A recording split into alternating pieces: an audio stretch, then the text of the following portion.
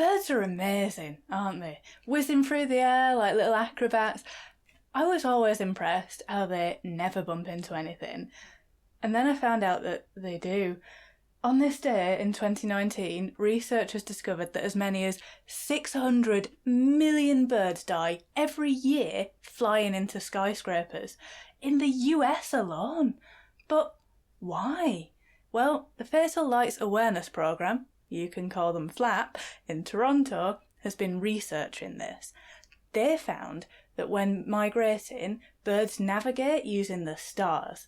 So if buildings leave their lights on, birds get all disorientated and will mistakenly fly into them. Adverse weather conditions can push birds lower in the sky as well, and when they're there, they're more likely to hit a building. Birds aren't always able to distinguish between a window and air as well, meaning that they'll just fly into them. And birds aren't very self-aware, like some of my exes, so they can get quite territorial and start a fight with their own reflection. Like some of my exes. In October 2023, 960 birds died in a single night flying into McCormick Place, which is a convention centre in Chicago. That was a year's worth of death in just one night.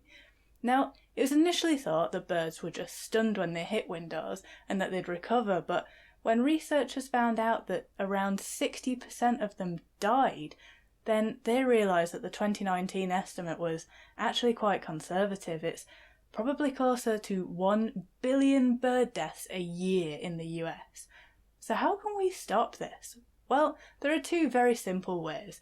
A Chicago study found that turning off lights resulted in between 6 and 11 times fewer deaths.